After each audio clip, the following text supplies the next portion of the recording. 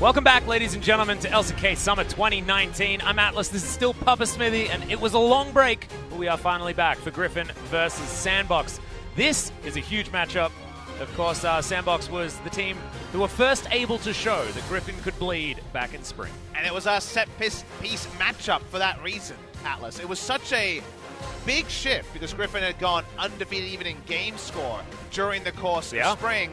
Now it's in a different spot. Griffin at 2-0. Griffin are winning. That part is there. However, what it means for Griffin going forward, because I don't think anyone has seen a performance from Griffin that takes out of your mind the lost to SKT. Yes. Nothing has changed. There's still that focus on what they weren't able to achieve. And I think Griffin have to show us the next evolution in their playstyle to truly see them at the same level as Kingzone, who right now could enjoy the same record as Griffin.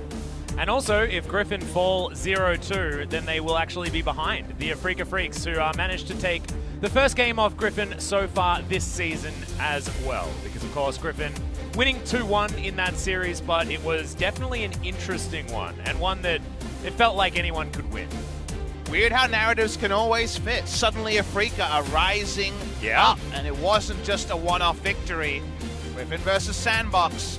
Griffin come in favorites, but SANDBOX were well defeated by what now appears to be the strongest team in Summer, Kingzone Dragon X, last time of play. And we have to remember as well, SANDBOX came off a 2-0 victory over Hanwha in their first match as well, actually looking dominant, still being able to show that early game power. As we have a look at the points of the match, a wry smile appears on Papa Smithy's face. Newcomer killer Griffin.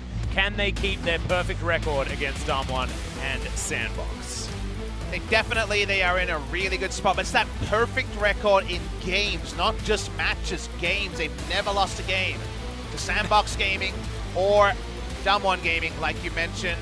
The bot side matters, Papa Smithy. They do. Mr. Got Caught Out Lehends with Viper versus 8-year gap Ghost Joker. How is his new reputation, I get caught a lot? I mean, he does get caught a lot. He got caught a lot in spring, and somehow they still won every game. That's not the first thing I think about. Well, Lehends, he's Mr. I hard random my support champion. Yeah, or like, Mrs. Flash Cocoon still wins team fights. That's Lehends. I think it's all bad, though, to be perfectly honest, as we have a look at Griffin versus SANDBOX when it comes to the stats. They're sexy.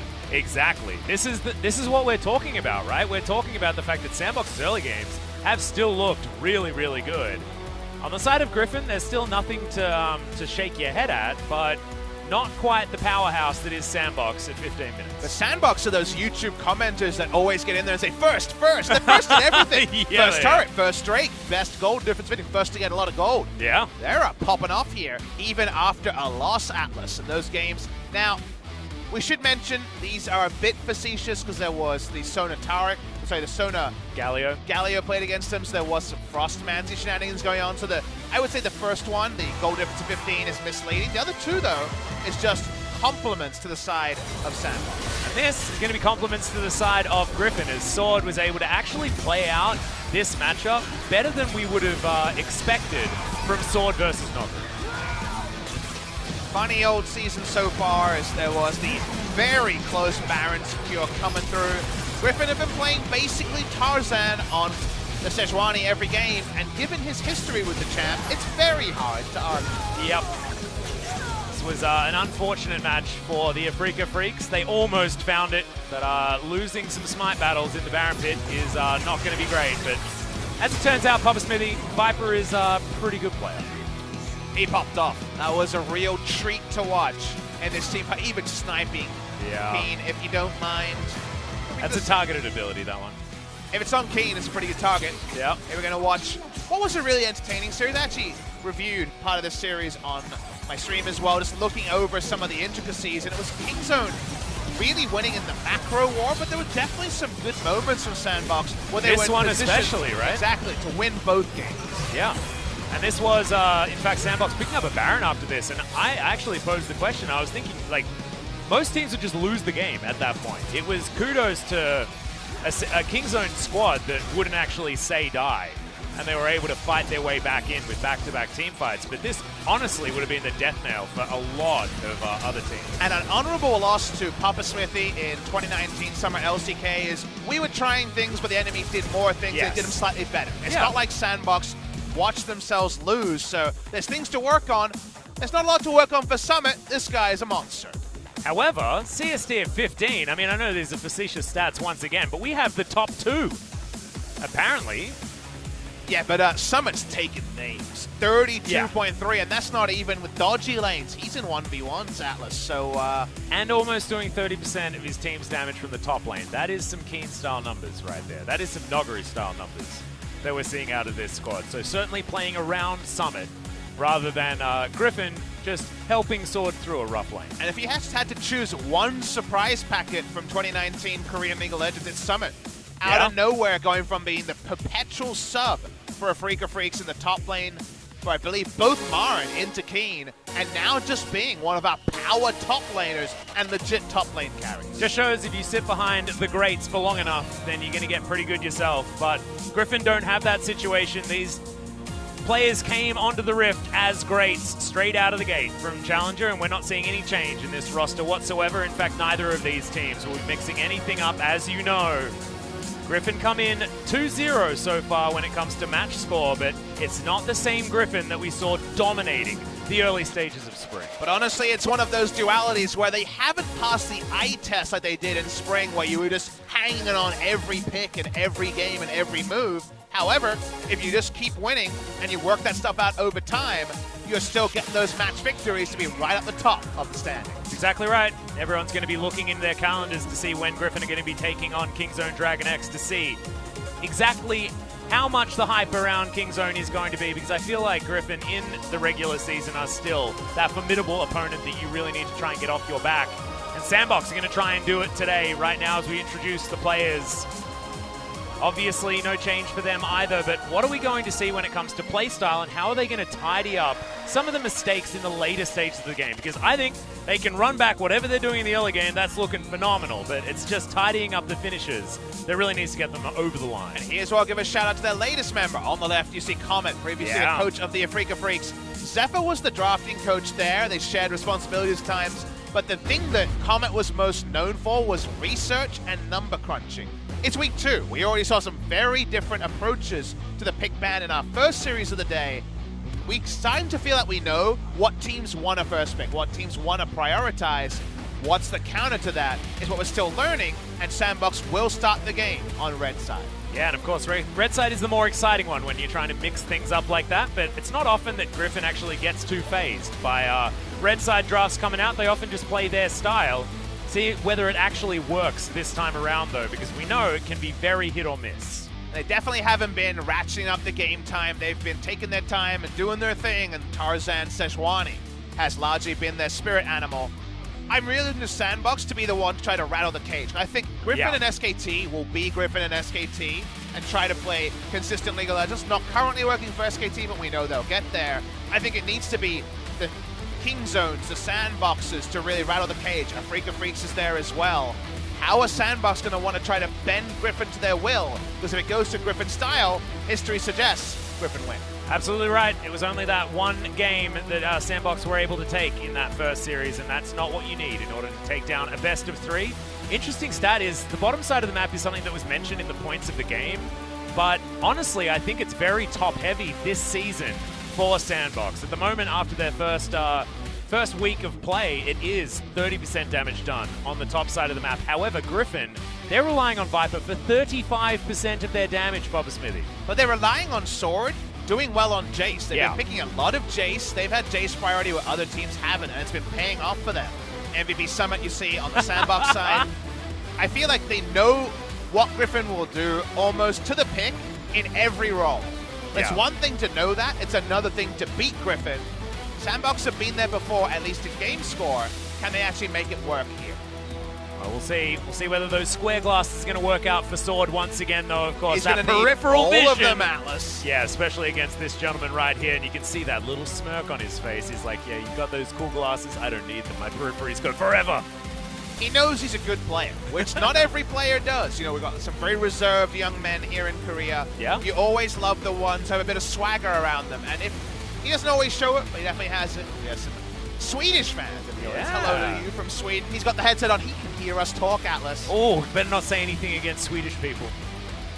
Not that we ever would. Sweden's a really difficult country to badmouth, actually. Dang it. You're all really handsome, aren't you? It's not much of an insult. They're just the beautiful people, right? That's my understanding about Sweden. Whereas what are we as Australians? We got Crocodile Dundee accents, I guess. We can tell you which one's We're good a knife. at knifey spoony. Yeah, we can tell you which one's a knife and which one's a spoon. The toilet water goes the other way. Oh, yeah, that's right. Yeah. But isn't that anyone in the Southern Hemisphere? I don't know. I watched The Simpsons. Yeah, I'm not entirely sure either. I'm a little bit confused. We need anyone watching from Antarctica, if you could just send us a tweet, that would be fantastic. As we're waiting for Champion Select to get us out of this very weird tangent that we went on. Viper and Chovy Lehends fans in the audience. As we have a sold-out LOL Park at this point. There are still a few chairs that are empty, still some people trying to turn up, but Ghost making some pretty obscene eye contact with the camera right there. I can dig it. Look at Ghost, he's coming back. He's like, am I still on camera, really? Yeah, and also he's not doing that thing where, you know how you make the eye contact and then you laugh when you break it? He's not doing that. No. The confidence and is still Lehends there. is just not giving any eye contact. He looks like a man with something to hide, Atlas. What support pick is he hiding? He's hiding his swap to the top lane where he's going to be playing his Singed final. How has it not happened yet? It's been two damn seasons. Just terrible. What support does Sword play when Lehends plays top Singed? Blitzcrank. Yeah, I could see it. I see him as a Blitzcrank. I could see it, yeah.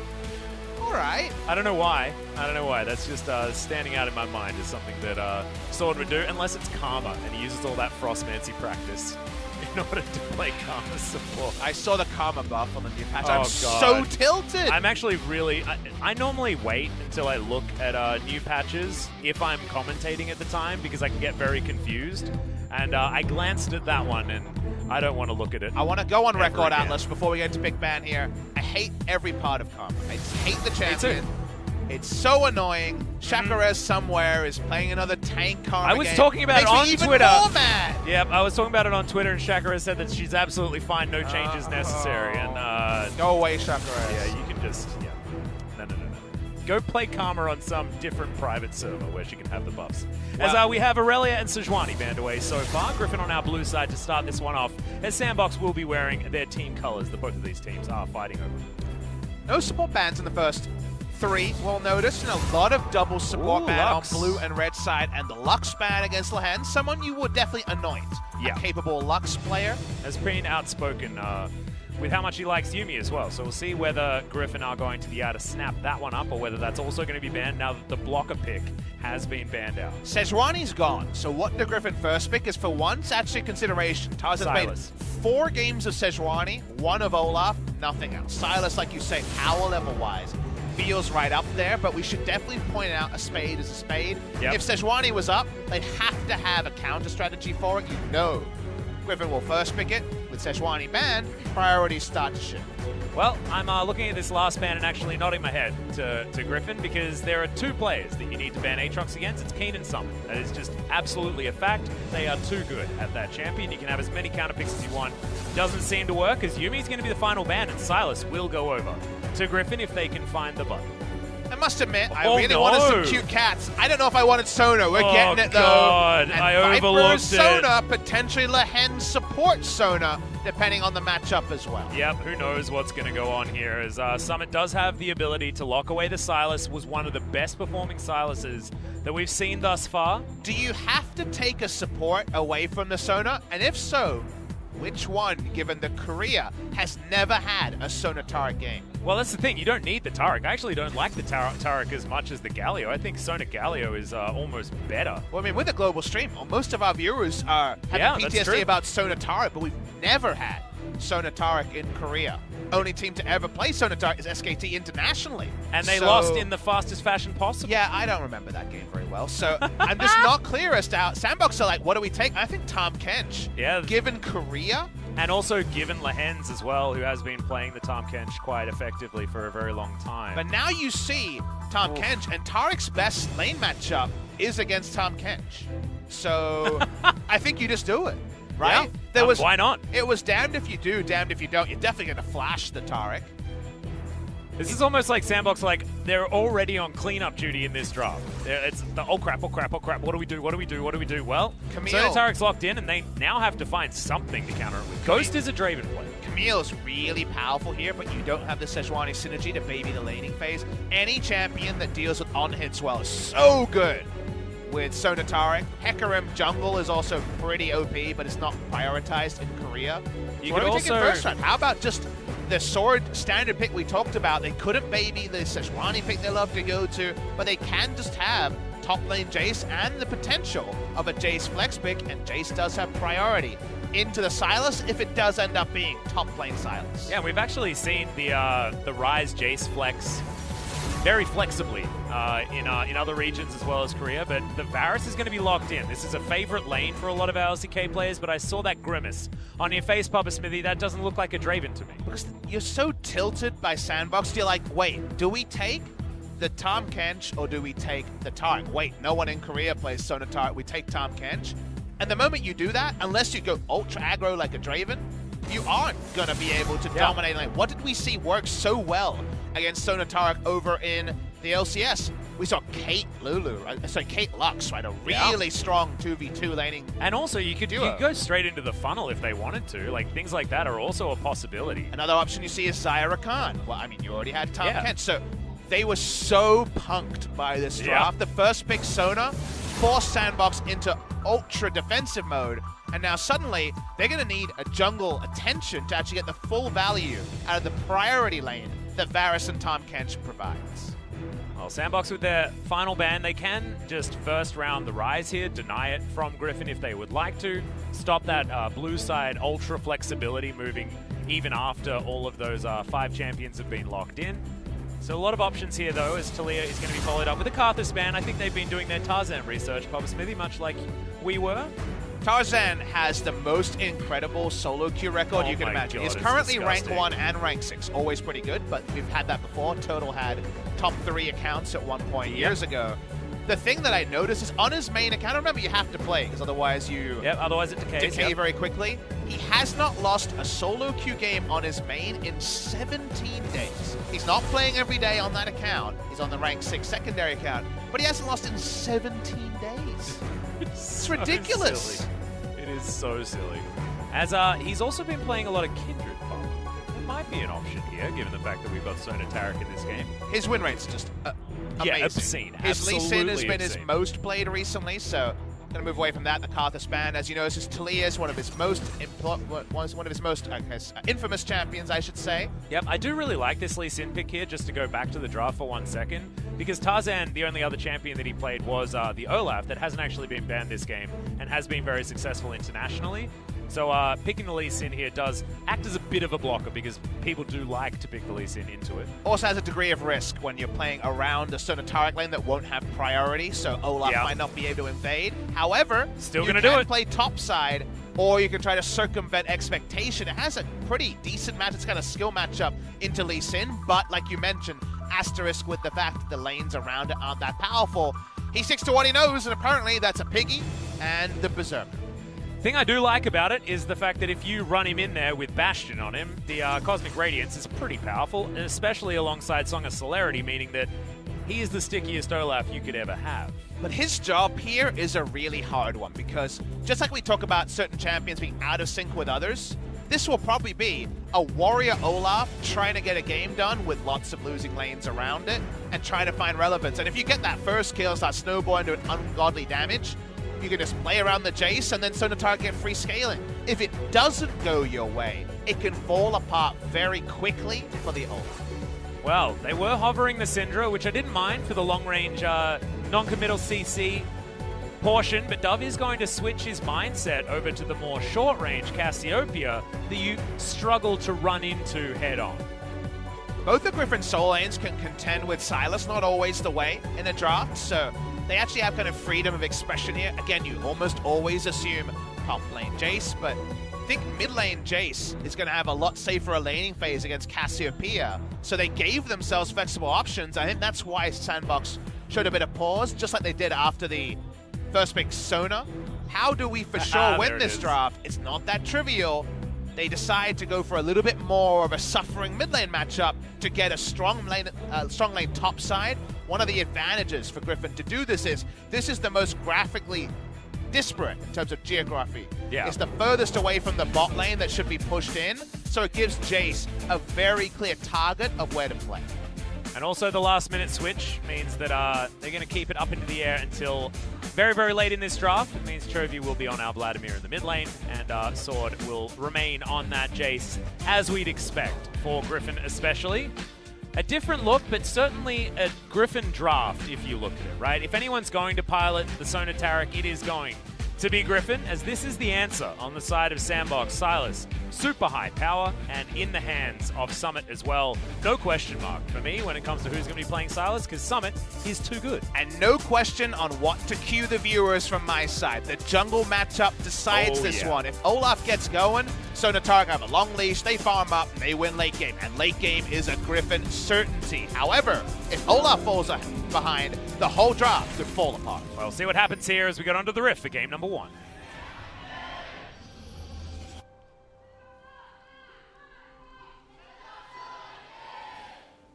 Been changing it up a bit with when we're doing our fan chants, as we have a look at the skybox to see the beautiful LCK logo. Keeping us on our feet as casters and the fans as well as the... I like the idea of just mixing it up, though. You know, have just a different perspective each time. Means that the callers for the fan chants have to be on the ball. Well, Viper's not mixing it up when it comes to Keystone. There is actually a pushback from some Sona players to go back to Summoner Aerie. It's always been God tier on Sona because she has so many different ways. Yeah, you can use it in every way possible, yeah. And then she also loves Forbidden Idol and shielding and healing. And then she has shields, heals, more shields with Aerie, more Ardent Sensor, which she's so good at proccing as the game goes on. But the Kleptomancy and the Frostmancy duo of spells makes a lot of sense there. Looking over to the Vladimir, Unsealed Spellbook Vladimir more and more is becoming a thing. It's the third one we've had so far. It means you can be Ghost Flash Vladimir, and that means that in team fights, you're going to get to the back line by hook or by crook. So given that other runes aren't high enough power level for this to be a big kind of swap away, just feels like we're back in the old Unsealed Spellbook meta where we had 5 a game from time to time. And also means that you get a bit more tankiness as well with the Resolve tree that you have option to do, as Tarzan going for a very fast clear on the top side. Happy to get down to low health because he's Olaf, and it works pretty well. Got Last Stand to go along with his passive. That's some turnaround if you don't finish off the Olaf. Definitely don't let the last Ignite tick hit him on the way out of the door. You need to actually finish those kills. Bot side, Viper's job is to walk up and harass, doesn't want to farm, and as we know, Lehends is going to be about last hitting, but again, Taric has actually a pretty long leash to get most of the last hits because, yes, Varus Tom is going to have some windows, but actually killing this duo, it's much harder to do. Yeah, I think so too. At the moment, Viper has accidentally taken a couple of farm, but you can see on the bottom side it's all about Lehends versus Ghost more than anything else. If you ask me about how Taric dies against Rakan, Rakan comes in and maybe you can burst down the burly, the burly Taric. In this lane, what does that look like? It's like Tom Kench autos twice when you're trying to get a cannon, and then you get creep blocked for some reason, and then you get... And then you can get devoured, you know what I mean? Like, maybe. It's so unrealistic, and that just means that Lehends gets his farm on, Viper gets his harass on, and those numbers come early. If we see the quest cashed in pre-10, Sona Taric late game. Oh boy. Yeah, it's going to be real gross. You can see Viper's not able to weave too many autos in after his Qs, so that's going to be good news for SANDBOX, trying to keep pressure on the Sona, so she can't freely use the Frostmancy. Dove going aggressive. This is not the greatest matchup for a Vladimir in the mid lane. You'll notice that Olaf went for the most defensive pathing ever. He actually, at 3 minutes, hasn't gone anywhere near a Scuttle Crab because went for a full shot, wants to get... If you notice, it's not Predator, she doesn't need the boots, goes for the full jungle enchant, goes for the chilling smite, and is probably just priced into top side Scuttle. Gonna pick that one up, so you have to be a bit more defensive. The only lane with priority is top side, so, and that's where Tarzan's gonna find most of his inroads. Well, that's exactly where he is right now, taking down the Rift Scuttler, and will be possibly moving towards the top side, as you can see. sword, going very aggressive here. Summit down to about 300 health, but that's a trade of mana more than anything else as Tarzan's looking to make his way in. You can see bottom side of the map, it's actually Lehends with a CS lead over Ghost. I know. That's Lehends as Tard. Maybe the worst laner possible to send in bot lane. Probably worse than Shen. Yeah. Has more CS than the enemy AD can. Yeah. Tarzan not in vision just yet, but you can see Summit not taking the bait. Something that we've said about Summit is his intelligent play is one of the most impressive things about him. And you can see him playing very reservedly, understanding that there's not a lot of vision around where he is, but Tarzan is playing real patient, knows that OnFleek is there taking the Krug camp. He's got all the info. He saw the ward go down, and he put down the ward on the Krugs. So 100% info here as to what's going on. OnFleek's got a level lead, and Tarzan actually is quite far behind. He's looking for this one, though. Yeah, he's going to find him. Undertow does land. It's a lot of damage. That Sonic Wave looked like a panic move, as does use the safeguard to get himself out with the Miasma in the mid lane, but Chovy pretty comfortable as he hasn't even used his teleport yet. And a moment like that actually makes it relevant to talk about his solo queue domination, because now you know if Tarzan queues on his main, he just wins. 17 days undefeated. Yep. He has all the info. We know he has the big brain on this team. He waits, he sees W on cooldown to open, and he's like, all right, you don't have a Q escape, so I'm just going to roll you out of your jungle, even at a level disadvantage. Yeah, that's precisely what he did. SANDBOX here on the bottom side. Wave shoving towards Griffin as Viper's still looking for those auto attacks. I don't think the old Klepto's been getting him too much so far. He's at 378 already on the quest. We might actually have like a 7-8 minute quest. Yeah, he's been proccing the Frostfang a lot, even if the Frostmancy hasn't actually been cashed in yet. I'm scared though, Atlas, because this might just be one of those Sonataras who just wins in gold at all points. Yeah, like wins lane as a Sona. Yeah, and a Taric. And then you win in gold by a lot, because you're going to harass and farm as Sona the moment the quest is cashed in. So, yeah, the Sona first pick really boned the draft here for SANDBOX. Yeah.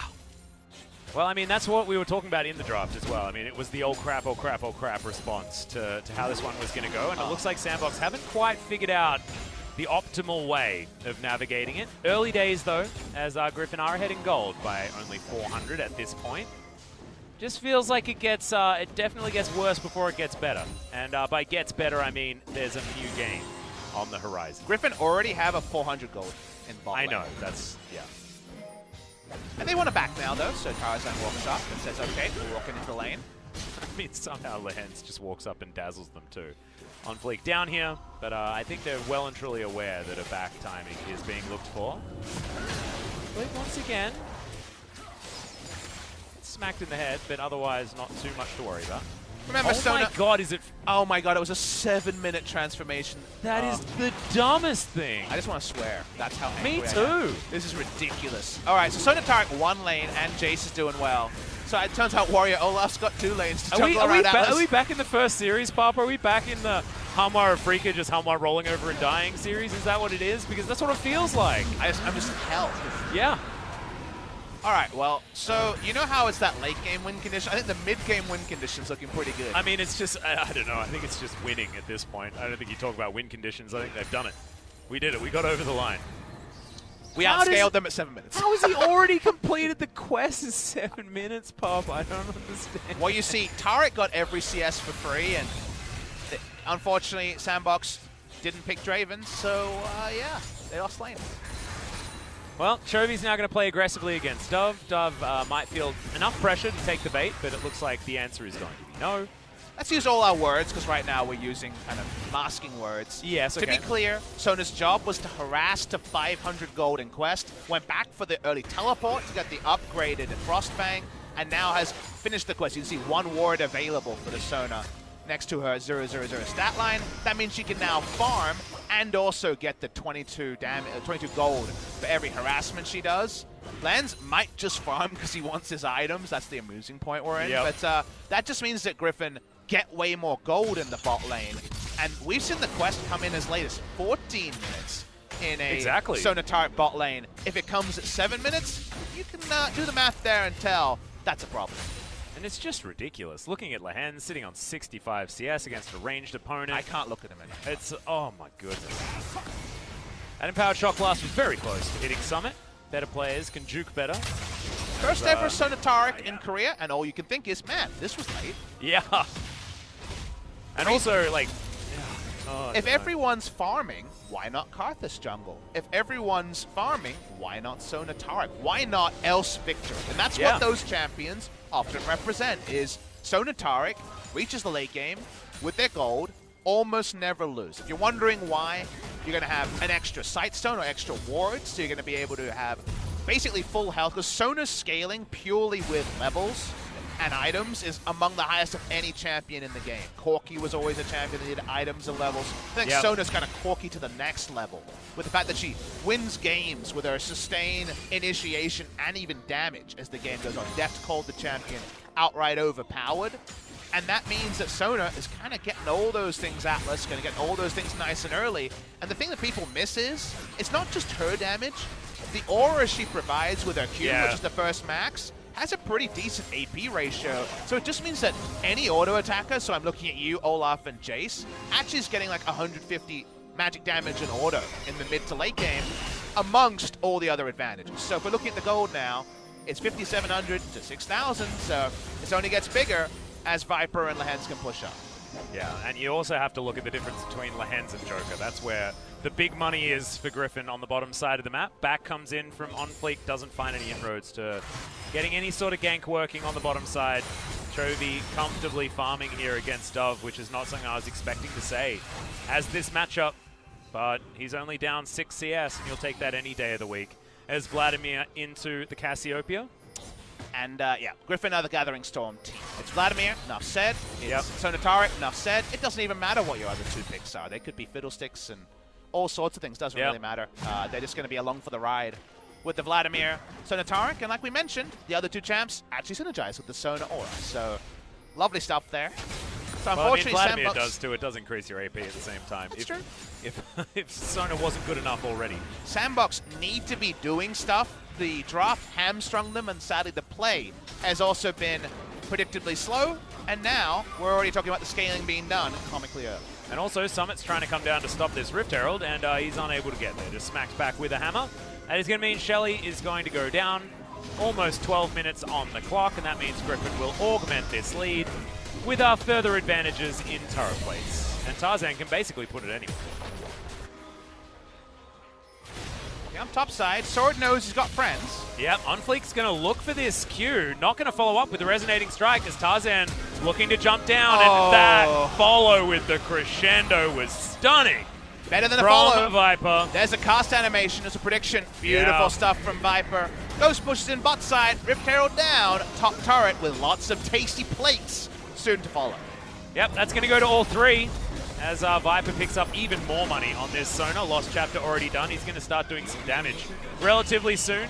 Cute little Dazzle comes in there as OnFleek takes a fair bit of damage. In fact, as Lehends has maxed that one first. Cassiopeia continues to poke Chovy and get his health bar down. And you know, in the damage dealt charts, he's winning. But in the CS charts, not so much. It's only a half a minion wave or so. And with this one cleaned up, it's going to be basically CS for CS in mid lane. So no meaningful advantage for the Cassio. Sword goes bot lane, and with no allies around, we know how fast Jace takes down turret plates, but he's going to be safe for now. Things continue to line up. It's a 1,300 gold lead for Sonataric infused Griffin. Yep, and this should be the state of the game, guys. You've only just turned up. Griffin should be behind about 2,000 gold at this point, I'd say, with having 2 losing lanes on the map, and in theory a good jungle matchup for OnFleek as well. So this shouldn't have happened. Tarzan's actually freely taking this Mountain Drake, but OnFleek and Joker do turn up. Summit's down, he's got a crescendo as Viper avoids the abscond, and it's going to be the steal on the Mountain Drake. There's the ultimate to come in from Lehends, but Chovy doesn't get any of it. Viper's going to get soloed by Summit on the bottom side, and now the kickback is going to come forward. It's a fair bit of damage, but it's not enough, and SANDBOX have found themselves their fight. 3 quick kills and more plates, and a turret on the bottom side to follow. Griffin had so many things in the bag, but then they just over-pursue Atlas. They don't need to fight there. They don't need the first Drake of the game or second Drake, the Mountain Drake of the game. everything was in a wonderful spot for them. But instead, without even the Sona and the Taric together, we had a fight where Sona just died to Silas because she was proxied trying to come into the Drake pit. Just take the Lee Sin kick and disengage. If you're Griffin, they don't do that, and they just leave the door ajar. It's not ajar by much, but it's ajar for SANDBOX Gaming.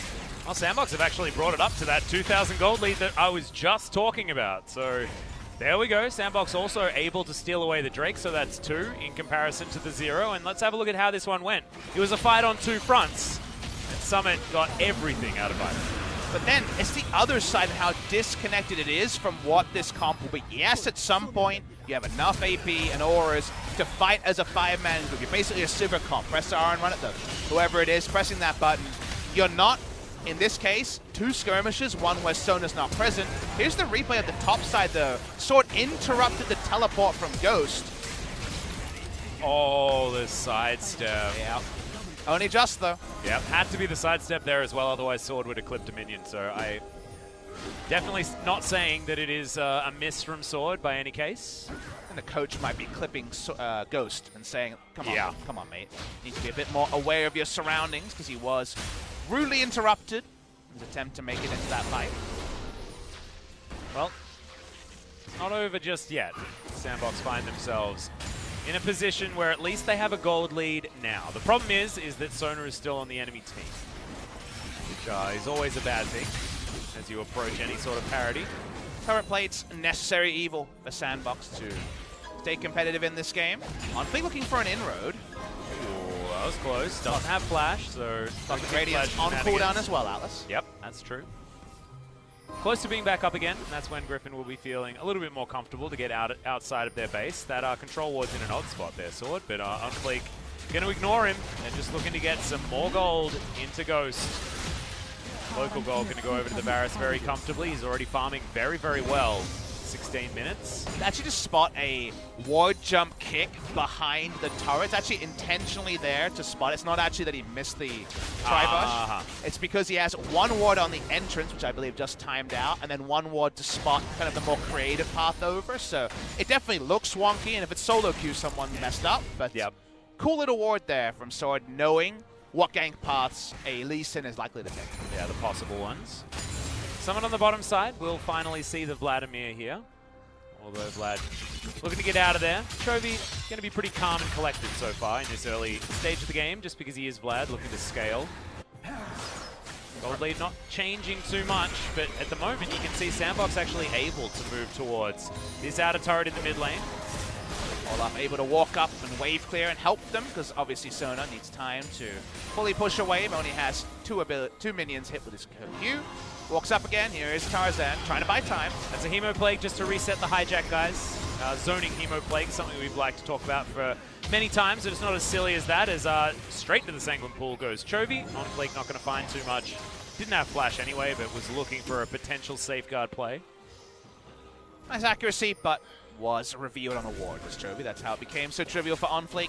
Waiting for the big OnFleek play. We know this guy can be so creative and so deadly with his engage timings.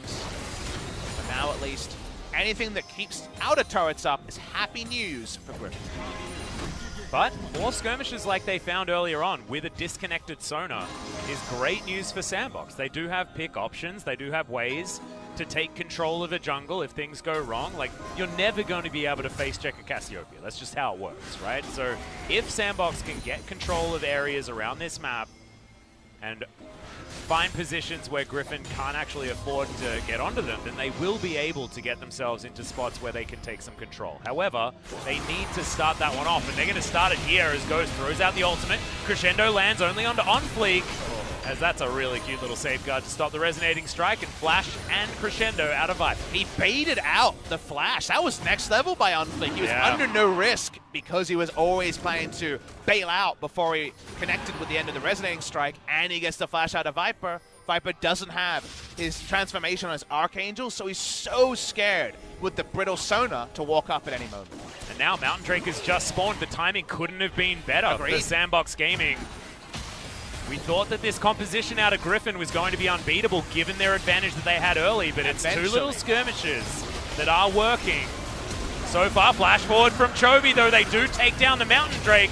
but can Griffin find the team fight? Summit has found Sword on the backline. Sword boops him out of there, but the fight is still going. OnFleek dives on forward again. It's just the bait and switch. It's straight into the stopwatch goes the Olaf, but he is going to fall. Chovy trying to stay alive, and Viper can't help him. Summit has bought the time of everyone and escapes. SANDBOX can't be beaten in an early skirmish. Griffin are just misunderstanding the execution on this comp from ahead. They seem surprised and try to take fights they have no business to. And with 5 members alive, Griffin has spared the blushes of a 20-minute SANDBOX Baron just because it's 19:30. Yeah, exactly. They'll have to mill about in the pit for 25 seconds if they want to take that one. Not going to do so, going to go for the reset. But SANDBOX are navigating this so well, and we have to reiterate that Griffin had no right to have the early game go as well as it did. And still, SANDBOX have found a way to fight back in a stage of the game that should have been more difficult to fight back in.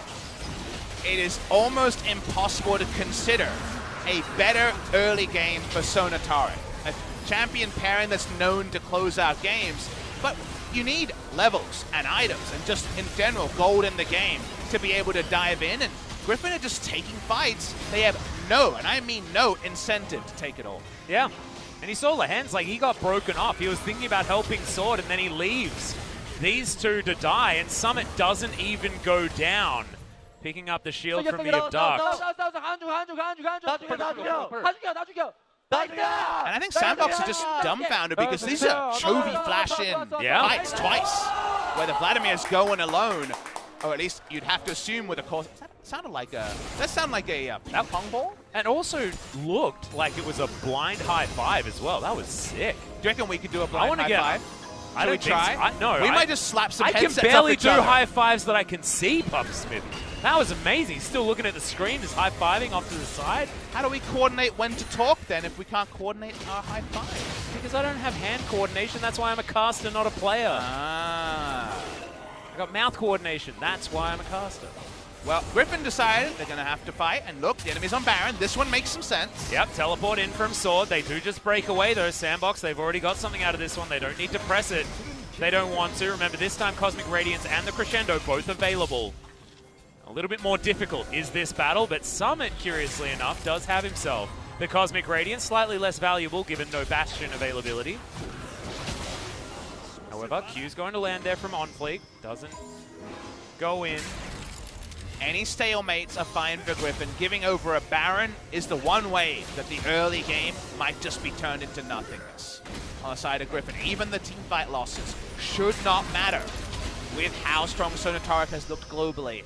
But as the first game we've seen from Sonatarek, we've seen kind of the worst and the best of Sonatarek in the same game already.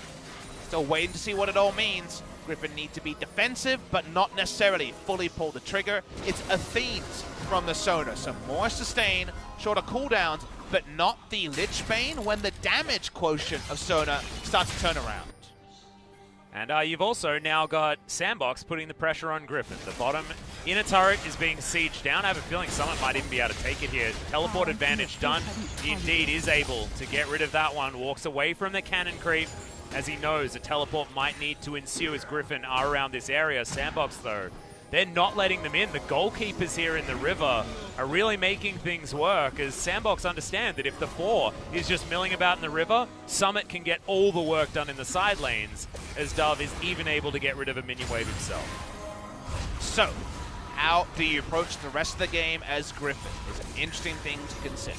They finally have been they were too big for their britches early game. Now it feels like they're wearing the right size because you should not have map control. You should not have gold leads as Sonatarek in the early game. And right now, their vision line very shallow. It's kind of emergency vision. They just need to continue to contest vision around the Baron while they also kind of trade farm. And even if you're getting, say, 4 or 5 CS per minion wave, probably fine with where the game is going. They can't give over Baron, but every other eventuality is fine for them. And as long as they don't let the control ward line go uncontested, remember they will always have more wards because Sona brings extra wards to the fight. Brings all the wards to the yard, Puffer. That's entirely true. Song of Celerity brings all the movement speed as well as they're just looking to try and stop SANDBOX from taking this free Baron. Remember, way more dangerous given the fact that they have those 2 Mountain Drakes and a Cassiopeia. There is a hell of a lot of damage when it comes to killing Baron, not to mention the Varus that's also on deck. So Griffin, what they have in teamfight power and sustain, SANDBOX have in murdering Baron. I love the lane ward that isn't spotted by Griffin. They know that Viper isn't grouped with Tarek, so just go in. Yeah, there's the kickback. Dazzle's going to come down. Can he actually survive in time? The answer is yes! That was real clutch as now Summit's being dealt with, but can it actually work out? Abscond doesn't actually work as it's Sword that has to fall in order to save Griffin from that engage. Lane ward was so important because of course you could engage on Tarek. He's the one you want to blow his ultimate when Sona's not around. Now SANDBOX walk to Baron again. Let's watch this one go. Yep, can they actually stop this on the side of Griffin is the question. Miasma comes down as Chovy tries to steal. Can't actually do it, of course, doesn't have. Had the smite, but smited a little bit too early. It's unfortunate. That's going to be the Hydrak crescendo coming in as Viper not going to be able to find them, and SANDBOX get a free reset. It's just opposite day, Atlas. It's the best early game ever for SonaTarek. Is somehow a woeful mid game here is really costing it for Griffin. Teleport coming in. They're going to try and force something. Yeah, they're looking to try and take down Joker, who does flash to get himself out of the way, but Griffin has stacked up. The value is there, but it's a proto belt that murders the Sona, and Summit is just too damn good at Silas. Awesome stuff from SANDBOX, and Summit doing it the hard way. They were the first to take down Griffin in the first round robin. Only a single game victory on the day. Wouldn't be the first game victory against Griffin in Summer, but the way they're doing it is oh so impressive. And I swear, he's the hijack of all trades, man. He just takes all of the hijacks. Like, every ultimate that the enemy team has, he seems to cycle through them in a team fight. This inhibitor turret is going to go down, and SANDBOX are doing what we thought was going to be impossible after that early game.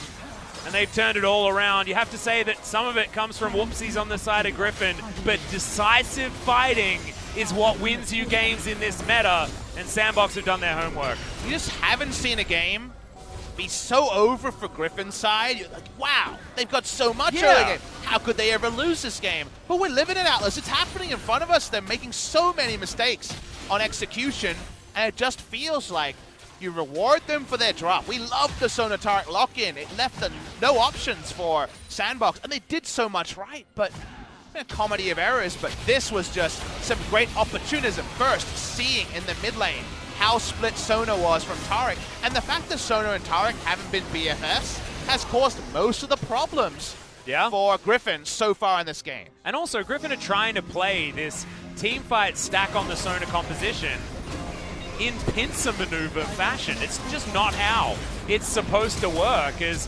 Ghost flashing here is actually what killed Viper. Really nice play. Really good TP from Summit as well. Yeah.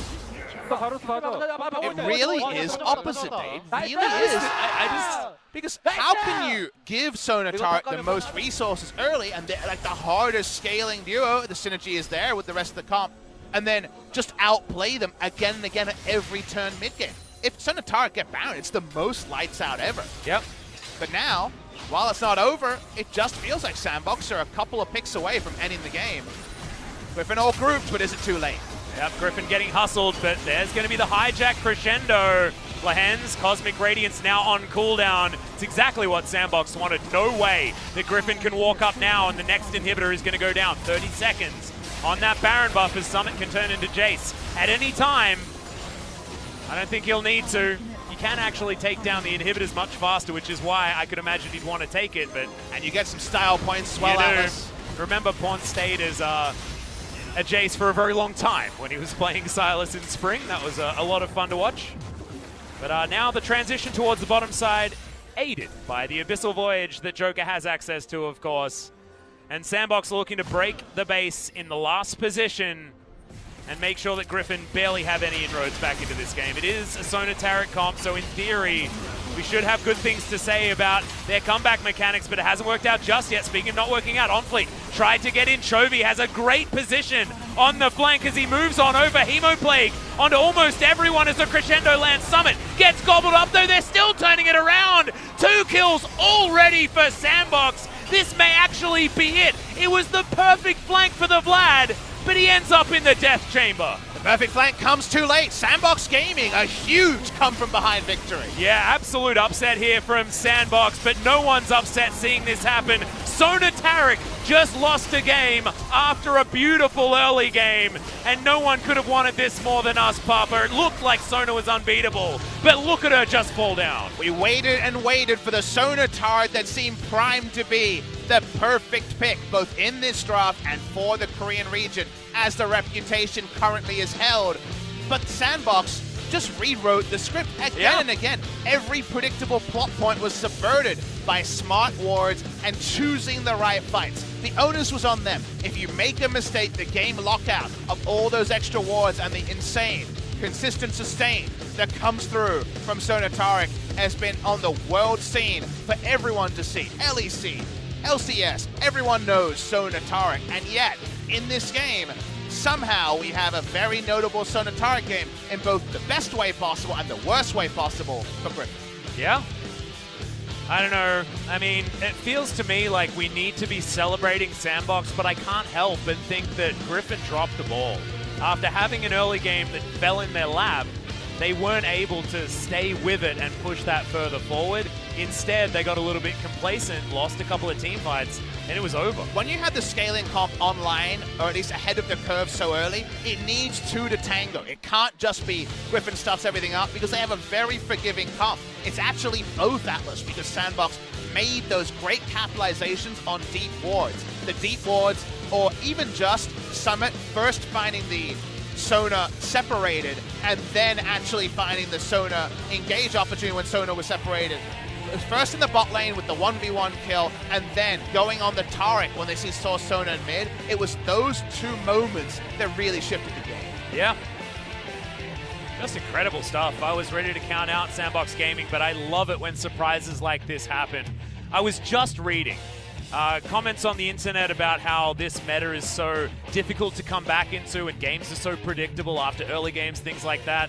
This game immediately comes back and just bucks the trend in favor of SANDBOX. But you need that global context. You need to know just how good that Sona Tarek strategy was in terms of how it went early game, with a global context of how those picks have gone.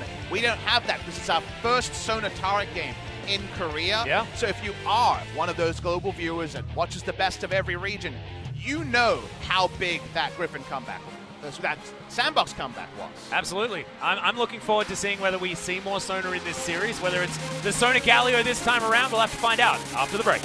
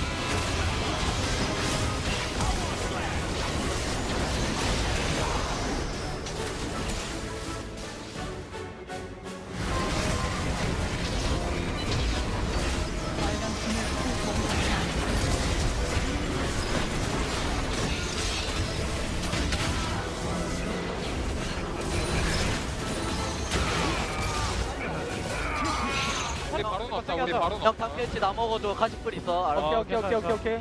저만 치다가 바로 빼면 될 듯. 타워 이거. 얘네 우물 갔다 왔다. 싸워대. 오케이. 싸워도 돼. 천천히 봐. 막 들어가자. 하옥택이야 이제. 끝내자. 업데이트 뛰고 있다. 집중해. 뒤에 블라디 잡아. 먹을게.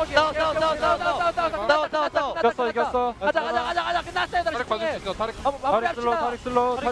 이게 다리 마무리해. 미니언이 맞아주네 이걸 지렸네. 가비. 야 하고 막지 말고 집중해. 그렇다. 집중해. 끝났어. 야얘 박으면 바로 덤벼라. 게임 끝내자. 끝났어. 오케이. 오케이. 나이스. 야 KD 챙기든가. 아, 네, 죽여.